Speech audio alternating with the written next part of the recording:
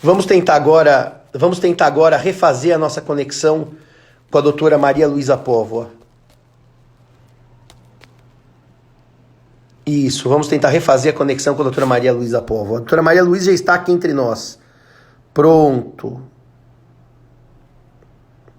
Agora eu vou convidar a Maria Luísa a estar conosco aqui, ao vivo. Oi.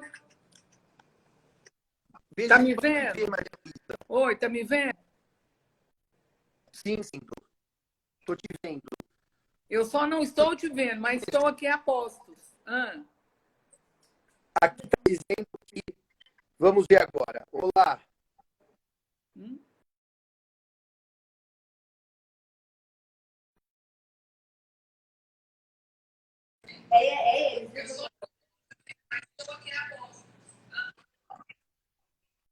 Tá, tô aqui. Os comentários. Eu vou trazer Tá. os comentários. Peraí. Tá bom, tô aqui, te aguardando. Você me vê, Maria Luísa? Ok. Ok, boa, querida. Você tá me vendo aí? Você viu? É o seu Ah lá, tá começando a aparecer você. Não está ajudando, viu?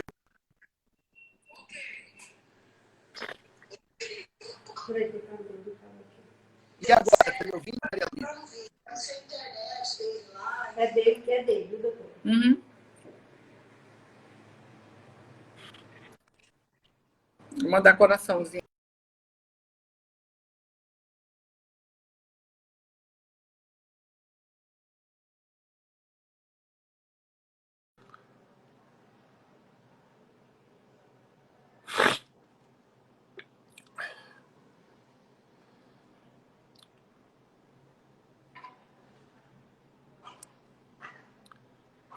Vamos tentar começar agora com a professora Maria Luísa Póvoa. Vamos ver se ela aceita aqui, consegue a conexão da... Maria Luísa, boa tarde.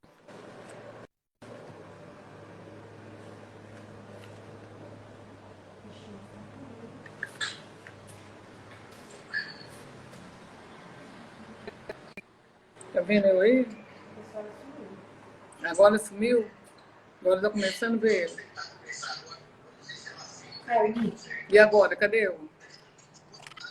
Você tá aí. Simão, tá me vendo? Vejo, querida, mas a imagem está... Fica aqui. É o meu ou dele? E a...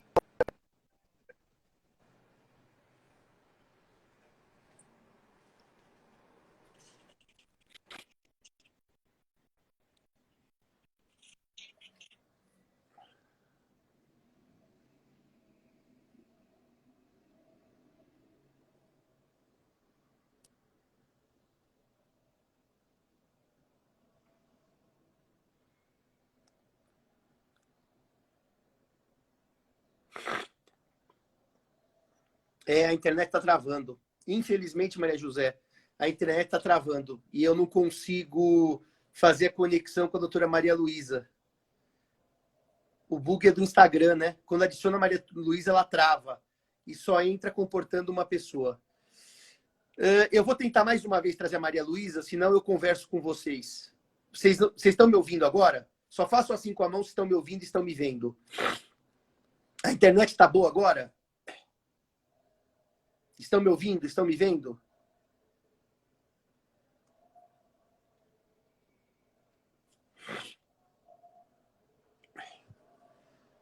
Vocês estão me ouvindo? Estão me vendo ou não estão me ouvindo nem me vendo?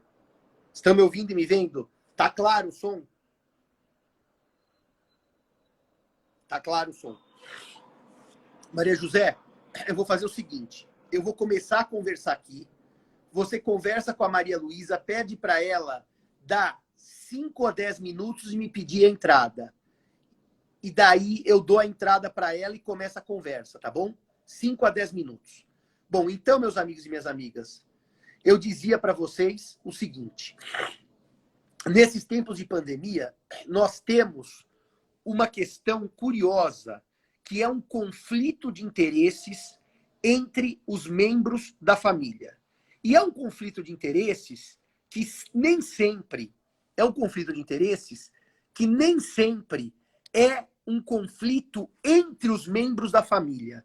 Eu acho que é a primeira vez que nós temos na história do direito de família no Brasil um conflito entre pessoas que querem a mesma coisa. Entre pessoas que querem a mesma coisa. Explica melhor isso, Simão. Eu explico.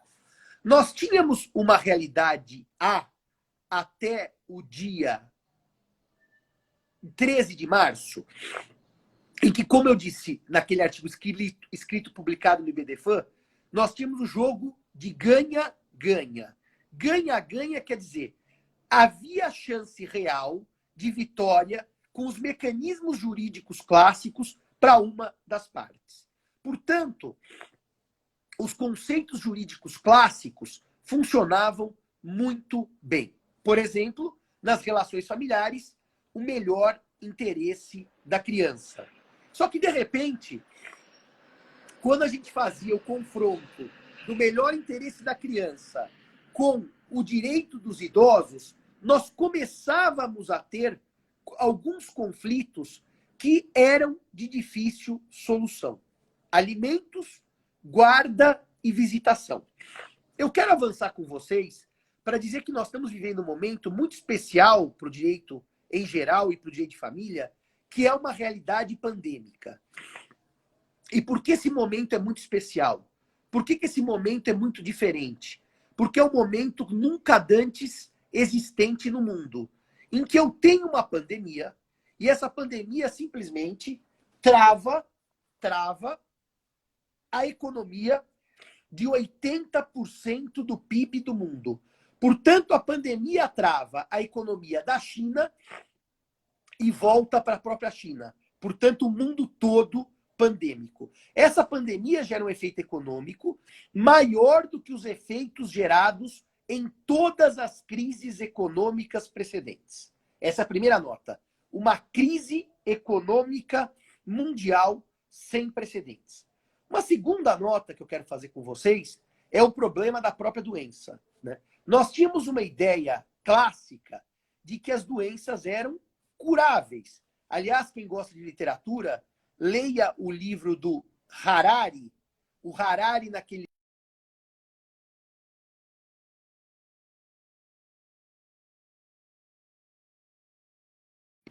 os três grandes males que atingiram no século. Quais eram os três grandes males? A guerra, a peste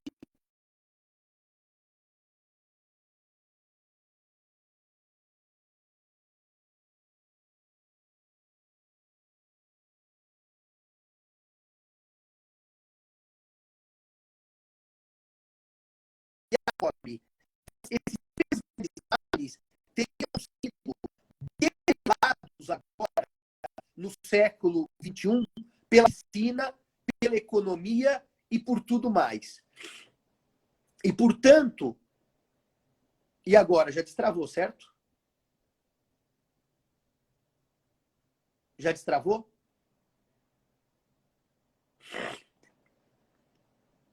E, portanto, eu dizia que o Harari, no livro Homo Deus, diz que a humanidade tem três males clássicos históricos: a guerra, a peste e a fome. Harari, Homo Deus. E, nesse momento, a humanidade teria debelado Homo Deus, do Harari. E, nesse momento, a humanidade teria debelado todos os seus males. E, portanto, o homem agora poderia viver um momento de busca da felicidade. Ao final da live, eu abro para perguntas. A busca da felicidade, essa felicidade hedônica, era o destino do homem nesse século XXI. Acontece que, de repente, a gente se vê numa realidade pandêmica. E, além da crise econômica mundial, o adjetivo que passa para as nossas cabeças é o adjetivo incurável. Ou seja, há uma doença que não tem cura. E essa doença que não tem cura chama-se Covid-19. Não tem cura e não tem vacina. Mas há um agravante sobre essa doença que nós estamos vivendo. E isso é importante para a consciência do direito. É uma doença que sequer se conhecem as formas efetivas de transmissão.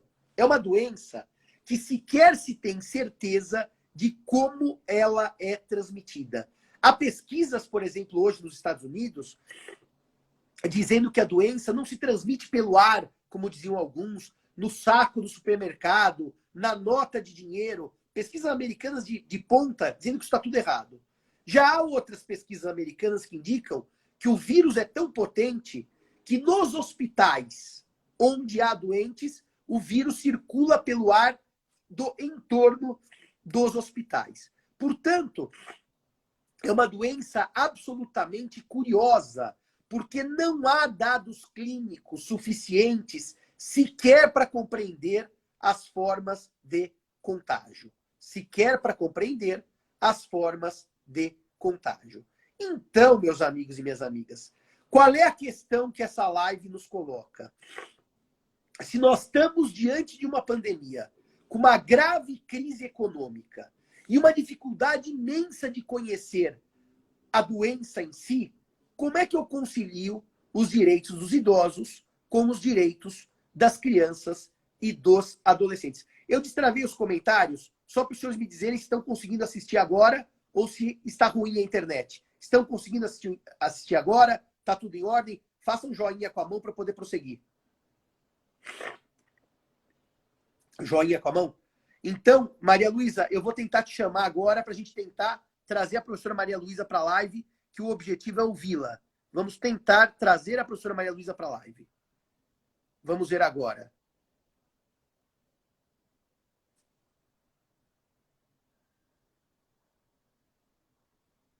Vamos ver se a gente consegue trazer a professora Maria Luísa para a live. Eu fiz o convite. Se não for possível, eu vou prosseguir a live pelo IBD. Professora Maria Luísa, você me vê e me ouve? Eu entrei.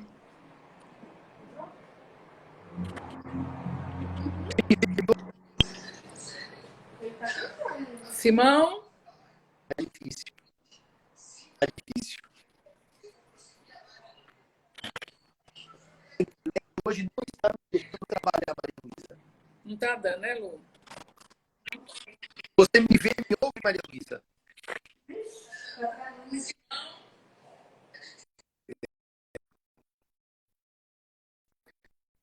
Meus amigos, nós vamos ter que fazer, infelizmente, essa live sozinha. E eu defendo chamar a doutora Maria Luísa para conversar comigo, tá certo? Fico devendo. Então, eu vou... Maria Luísa, peço desculpas a você que a internet não está permitindo esse nosso contato. Então, eu vou fazer a live... Tá cortando, é? E agora? Estão me ouvindo bem? É, tá difícil hoje. Tá muito difícil. Tá. E agora vocês me ouvem sem a Maria Luísa? Eu falando sozinho, vocês me ouvem? Ou tá travado? Vocês não me ouvem nem me veem? Voz boa e a imagem travando. Bom, vamos tentar prosseguir um pouco então. Então eu dizia que nesse momento de pandemia, o que acontece é o seguinte: nós temos uma preocupação efetiva com a saúde dos idosos e com a saúde das crianças. Reparem que há um dado clínico que diz que os idosos, a partir de 60 anos, que eu sinceramente não acho que sejam idosos, a partir de 60 anos, são pessoas que correm sérios riscos em relação à Covid. Para esse grupo de risco, pessoas com mais de 60 anos, a recomendação, portanto, é de isolamento no grau máximo. Isso quer dizer o quê? Uma situação deveras cruel. Uma situação profundamente cruel. Por quê? Porque o direito do idoso ao convívio com a sua família fica limitado não pelo sistema jurídico ou por normas jurídicas, mas por uma questão de saúde pública. Isso significa dizer que os idosos estão sendo penalizados do convívio familiar por serem idosos. Minha mãe tem 72, vai fazer 73 anos. Ela não consegue ver meu sobrinho, o neto, há exatos 45 dias. Está sendo uma coisa ultra sofrida e ultra difícil. Mas num clima harmônico, familiar, o que faz minha irmã? A minha irmã abre o WhatsApp em vídeo, faz pequenos vídeos do Lucas ou faz transmissões ao vivo para que a minha mãe e meu pai, que estão privados do convívio com o neto, tenham acesso a esse neto. Então, reparem, a proteção dos idosos se tornou um imperativo máximo nesse momento. Porque a população idosa corre sérios riscos de vida. E se corre sérios riscos de vida, o seu isolamento, ainda que contra a sua vontade, é necessário. Por isso que eu disse que é um momento histórico curioso, porque nós estamos protegendo as pessoas de si próprias. Eu dou novamente o exemplo da minha mãe. Minha mãe disse, será que eu não poderia ver o Lucas? O problema é que, como a doença ainda não tem a sua forma de transmissão totalmente comprovada, nós precisamos radicalizar no grau máximo o chamado confinamento ou quarentena, porque é ele que tem mostrado eficiência no combate à Covid. E nesse momento, então, os grandes prejudicados do convívio são os idosos. E nesse momento, então, o direito tem que criar alguns mecanismos para compensar esse isolamento e esse sofrimento do idoso. Os mecanismos são, obviamente, se possível, as chamadas visitas ou convívio virtual, que é o que eu estou fazendo com vocês hoje. Nós estamos convivendo virtualmente. Nós estamos convivendo virtualmente. O virtual nunca teve a dimensão tão grande de real como hoje. Porque, no fundo, isso aqui é virtual só na ideia. O que temos aqui é um presencial à distância. Mas isso não é virtual. Isso é real. Isso é físico. O que não dá é para dar aquele abraço. Então, primeira coisa é a garantia das visitas virtuais aos idosos. Essa é a primeira coisa. A segunda coisa é a manutenção de um convívio mínimo. Eu sei que ela se agravou com a quarentena. Eu já vou dizer isso daqui a pouquinho.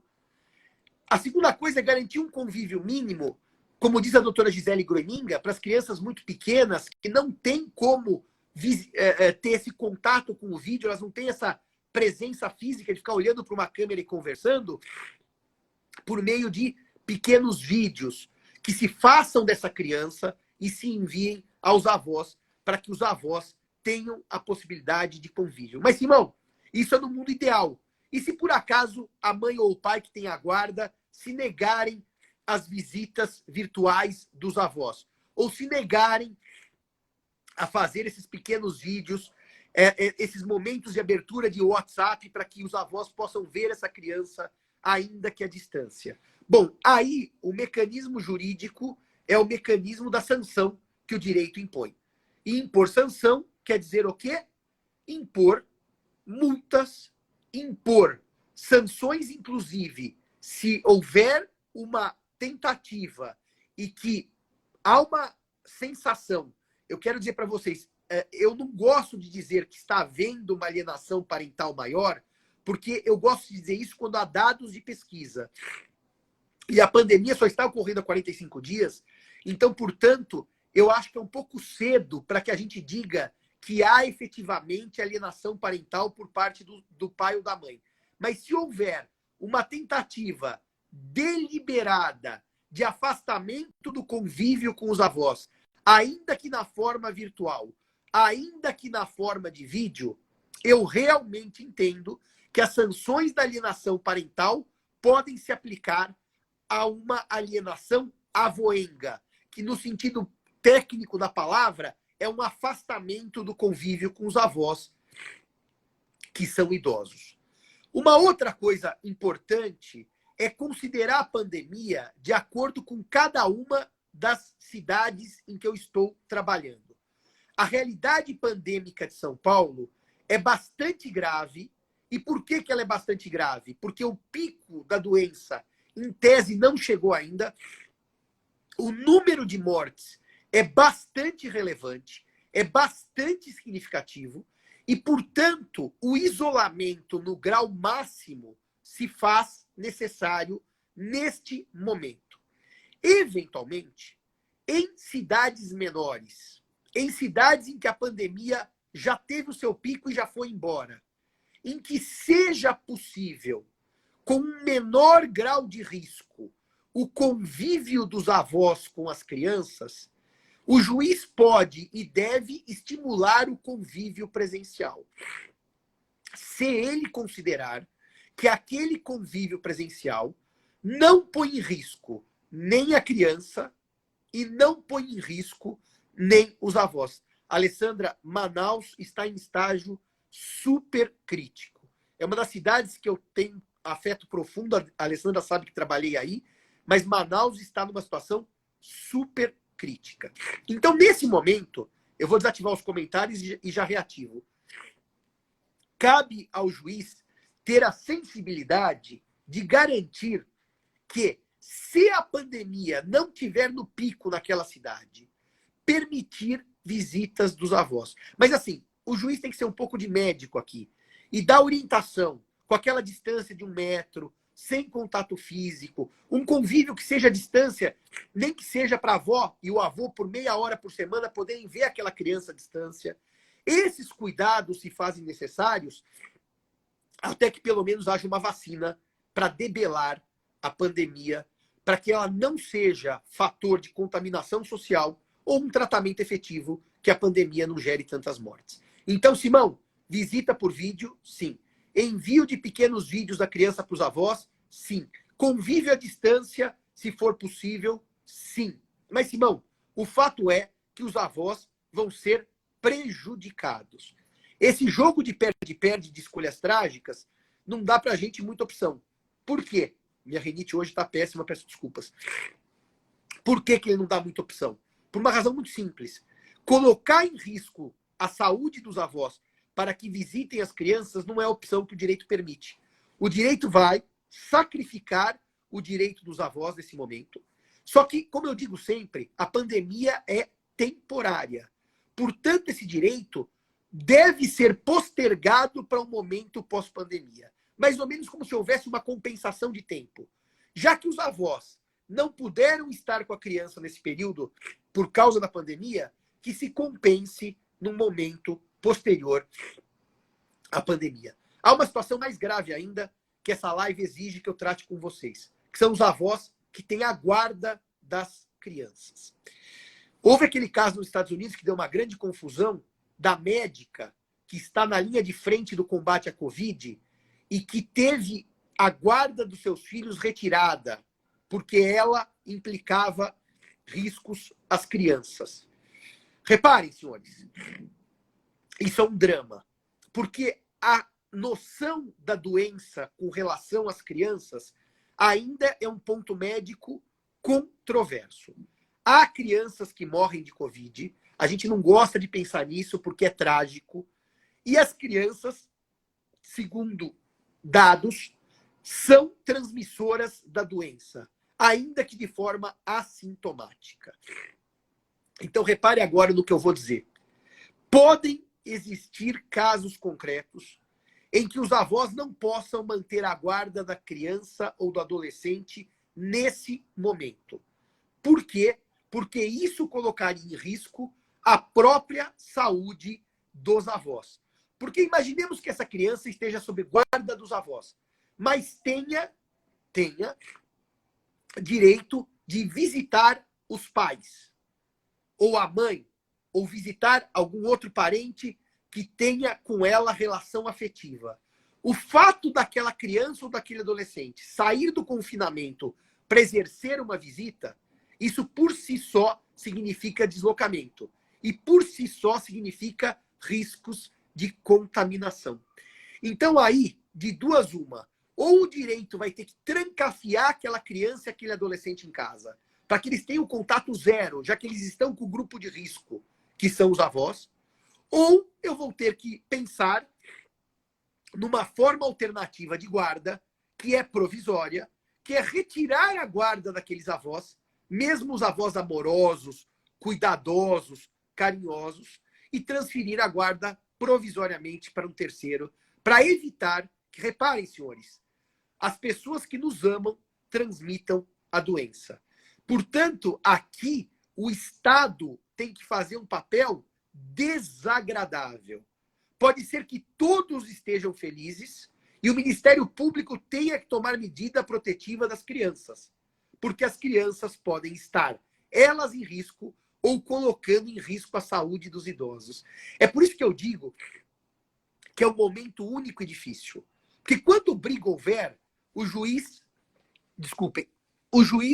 invocando o melhor interesse da criança, tem que passar esse melhor interesse pelo filtro do direito à vida e da saúde. Essa é a primeira ideia. Mas quando briga não houver, o juiz pode ter que se meter naquela família na preservação da saúde da família. É um mundo difícil, é um mundo novo. A única coisa que nos reconforta desse mundo difícil, desse mundo novo, é que é um mundo temporário, provisório. A gente espera que a pandemia seja debelada, a gente espera que ela não volte numa segunda e numa terceira onda, que ela seja resolvida, mas de qualquer maneira, se isso não ocorrer, nós temos que lidar com uma realidade pandêmica em que aqueles que nós mais amamos e que mais nos amam podem estar nos transmitindo uma doença ou nós transmitindo a eles. É um mundo triste, é um mundo difícil, é um mundo complexo, mas é um mundo que traz desafios jurídicos interessantes para nós que cuidamos do direito de família, para nós que cuidamos das famílias e, mais do que isso, para nós que gostamos de pessoas. É um momento difícil, mas é um momento que tem esperança, que traga boas coisas em termos de reflexão jurídica, de cuidado com o outro e de solidariedade. Era isso que eu queria dizer. A professora Maria Luísa teria dito muito mais do que eu, com muito mais propriedade. Uma pena que ela não conseguiu entrar aqui. E eu queria saber dos senhores e das senhoras, eu abri os comentários, se tem alguma questão que gostariam de me colocar, já que eu não pude debater com a professora Maria Luísa, para minha pena, eu vou ter que refazer isso num momento oportuno. Se vocês têm alguma dúvida ou alguma questão que queiram lançar, nesse momento difícil, em que nós temos que proteger a gente da gente mesmo, coisa que nunca precisamos pensar no direito de família historicamente. Alguma questão, alguma indagação, alguma dúvida? Só para dizer uma coisa para vocês. A alienação parental, nesse momento, há realmente esses comentários de que ela está ocorrendo com frequência, que ela aumentou por conta da pandemia. Eu gosto sempre de trabalhar com dados estatísticos. Os princípios aqui são o direito à vida e à saúde versus o melhor interesse. O melhor interesse fica menos importante do que a saúde e do que a vida. Eu quero dizer uma coisa sobre a alienação parental. Nesse momento, eu não tenho dados científicos de exatamente direito à saúde versus convívio familiar. Exatamente isso. Eu não vejo, nesse momento, dados que digam que a alienação parental aumentou no Brasil. Há uma sensação que sim, porque todas as lives que eu faço, os senhores colaboram dizendo aumentou, aumentou, aumentou. Então, os senhores estão no campo, como eu, devem ter dados empíricos sobre isso. Portanto, meus amigos, o que eu aqui tenho a dizer é que, evidentemente, os juízes vão ter que se valer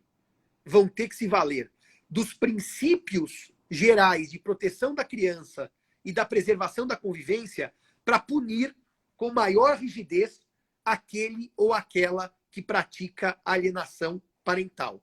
Mas, de qualquer maneira, nesse momento em que a saúde pública está em risco, em que a saúde de idosos está em risco, que a saúde de pais e filhos está em risco, nós, infelizmente, naquele mundo de escolhas trágicas, vamos ter que admitir e aceitar que a alienação parental seja praticada. Não é aceitar no sentido de que tudo bem, é péssimo, tem que ser coibido. Só que se eu não conseguir, nesse momento pandêmico, resolver a questão, porque a pandemia atingiu, inclusive, trabalho de juízes e promotores, nas escolhas trágicas nós vamos ter um drama humano sem precedentes, que é a alienação ocorrendo sem um mecanismo de combate. É trágico, mas esse momento de perde-perde não nos gera outra opção se não temos consciência que a gente não vai conseguir resolver tudo. Exatamente, Camila, com o genitor que não pode visitar, nós vamos ter o mesmo problema. Isso foi objeto daquela minha live com o professor João Aguirre, tá certo? E apropriação indébita do benefício de idoso nessa fase. Olha, a apropriação indébita do benefício de idoso, ela é uma coisa histórica, é uma tragédia humana histórica, que também não acho que é própria da pandemia. E também não acho que há mecanismos de se evitar isso na pandemia. O meu amigo pergunta, o senhor entende como legítima a escusa do exercício da convivência pela possibilidade de doença? Eu entendo. Eu entendo que se o pai disser, eu não vou visitar meu filho nesse momento, porque eu implico, eu sei, o doutor Rafael falou desse fundo, e eu já vou falar desse fundo, tá?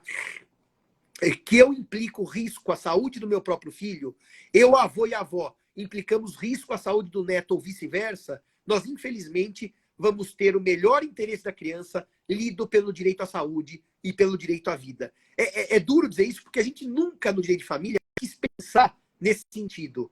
A gente sempre quis pensar nesse sentido, na ideia de que o melhor interesse da criança resolvia tudo. Estamos vendo que não resolve. Que não resolve tudo. Que o melhor interesse cede diante da saúde. O doutor Rafael Calmon, ele sugere o tal do fundo para pagar a pensão. Eu digo, Letícia, eu estudei muito isso lá em Portugal. Em 2013, eu tive um grupo de estudo que foi lá só para estudar esse fundo. Então, nós fizemos uma grande pesquisa. O problema do fundo é que precisa ter dinheiro. E dinheiro não tem.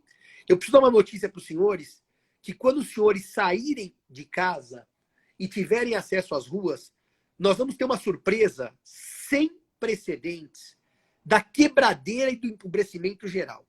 Aliás, há pesquisas de economia que são pavorosas. O Estado vai ter um enfraquecimento econômico violento, porque a atividade econômica vai enfraquecer violentamente, e nós vamos ter uma massa de miseráveis e desempregados. Daí eu pergunto a você, da onde sai dinheiro para um fundo?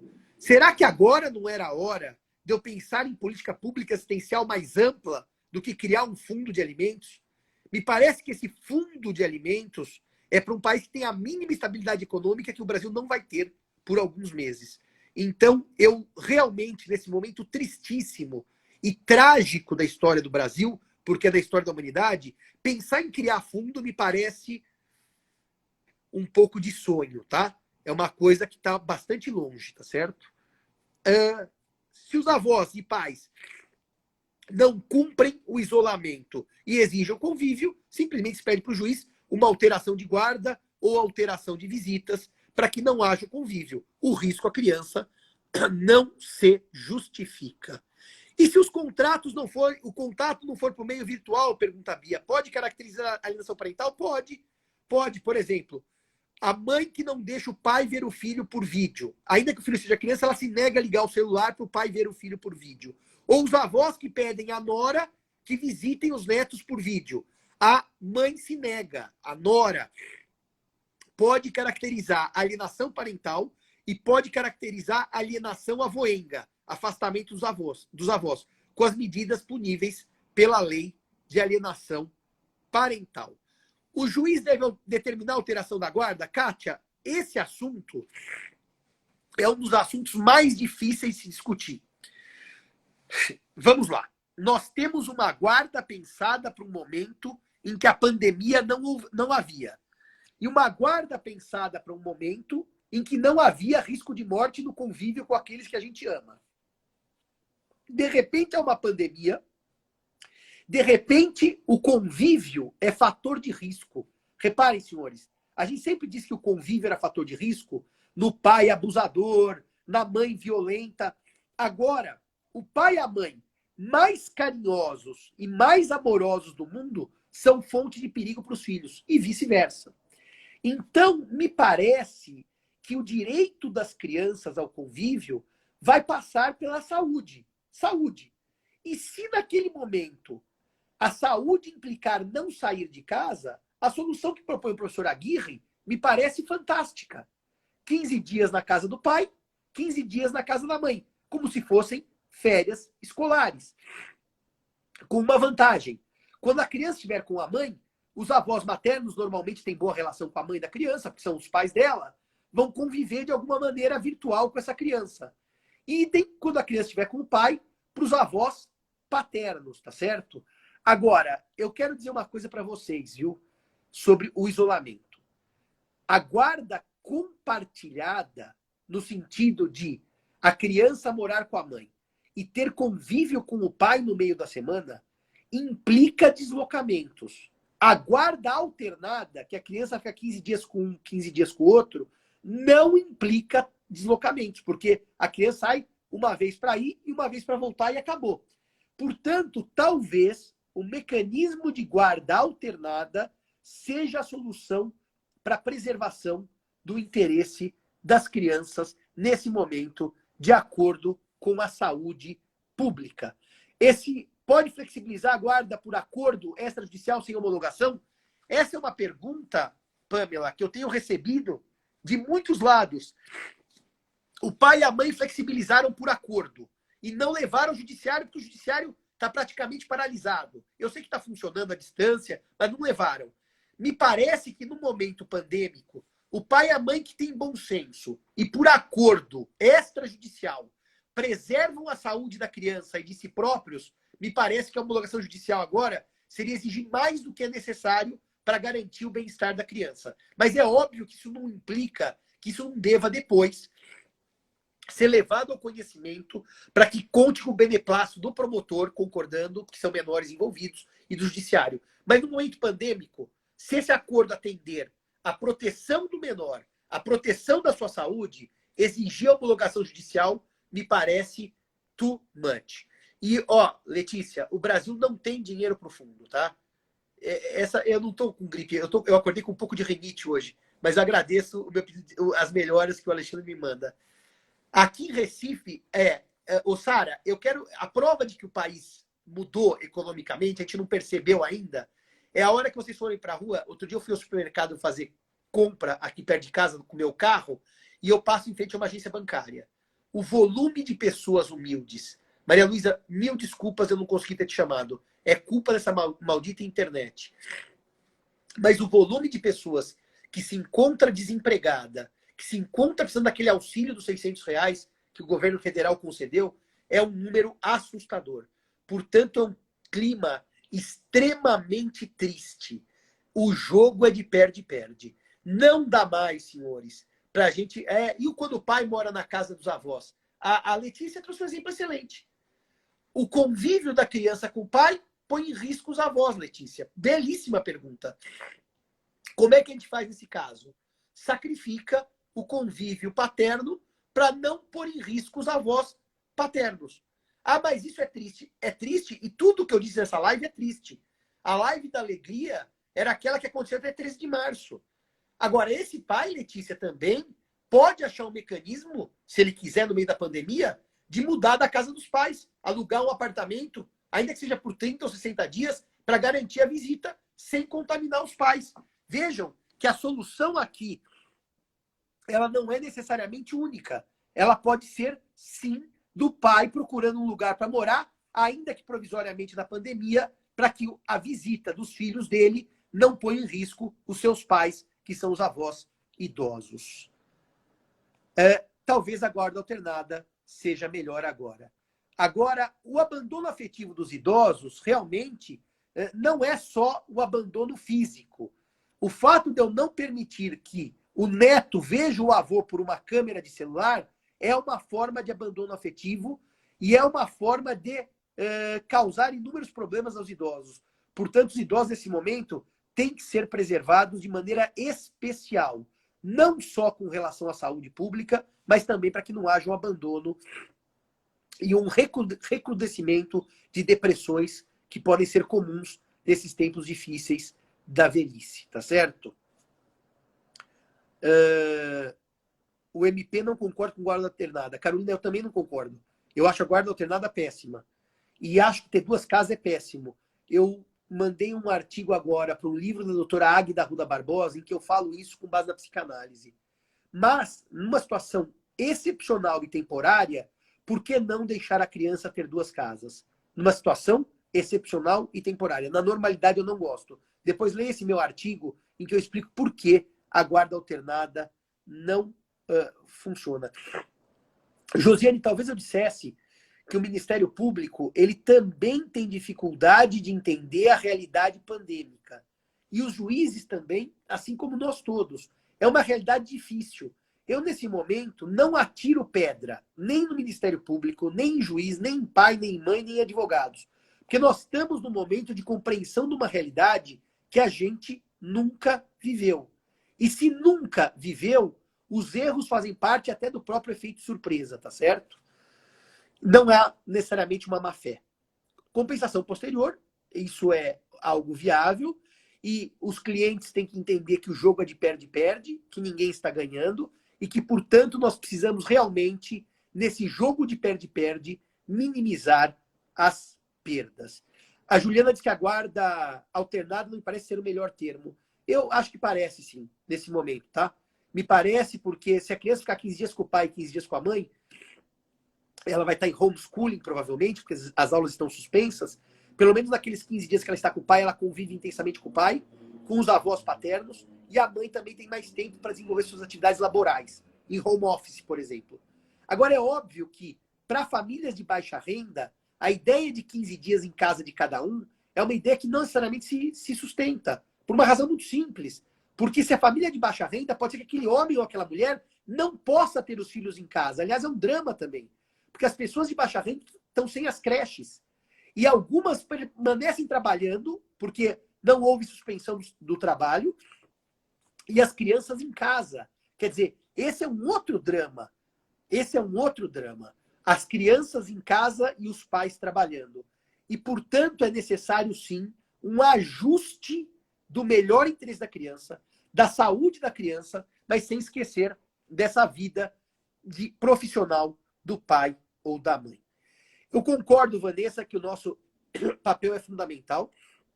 O nosso papel de sensibilizar os nossos clientes ele é fundamental.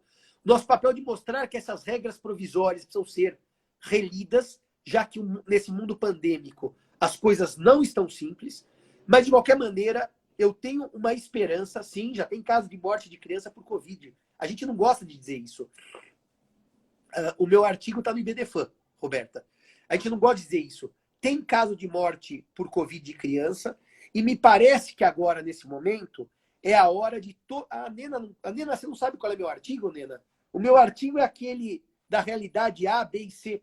Para quem quiser, manda lá no JF Simão, que é o meu Instagram, JF Simão, eu mando o artigo para vocês, tá? Por mensagem inbox. Eu tenho lá um link que eu mando para todos que quiserem, JF Simão. Eu mando para você, Nena. Para você eu mando direto aqui no seu WhatsApp que eu tenho.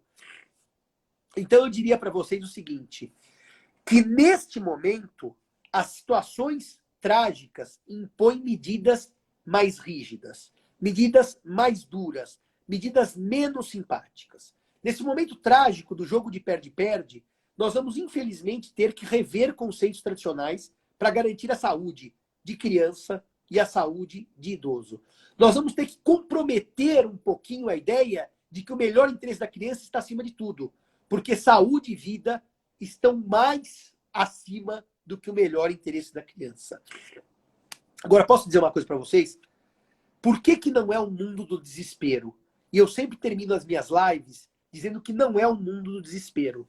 Por uma questão muito simples. Nós temos um problema provisório e não um problema definitivo. E esse problema provisório cessa quando acabar o confinamento, em certa medida, e quando houver uma vacina para debelar a pandemia, que não é uma coisa para daqui a 50 anos. A medicina está avançada, a vacina virá, E se não vier uma vacina logo, existirão tratamentos para minimizar os efeitos da Covid. Então, que os senhores e as senhoras que me ouvem saibam que o objetivo dessa live era exatamente trazer para vocês uma releitura dos direitos dos idosos, uma releitura dos direitos das crianças, pensando que a saúde de ambos, em certa medida, reduz direitos, traz opções trágicas, mas que nesta situação trágica são necessárias para que saiamos todos bem e saiamos com vida e saiamos mais solidários. Portanto, meus queridos amigos, infelizmente, a live é de releitura das categorias jurídicas tradicionais, de a visita internacional, minha querida, não tem nem voo, né? Não tem voo. Eu tentei ver voo para Portugal, até os voos estão suspensos. Então, é um daqueles casos, ad impossibilia nemo tenetur. Ninguém pode ser compelido ao impossível, tá certo? Porque nem voo nós temos. Então, nesse momento, o que eu queria acabar essa live dizendo para vocês é o seguinte. É um momento de sensibilidade dos advogados não insistirem nos conceitos tradicionais que eu brinco de maneira do papagaio, melhor interesse da criança, melhor interesse da criança, melhor interesse da criança. Bom, isso não resolve a saúde da criança e a saúde dos idosos.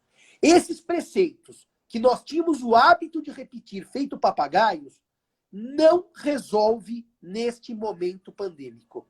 É o momento de olhar a realidade e de sacrificar alguns valores em prol de outros maiores, ainda que de maneira provisória.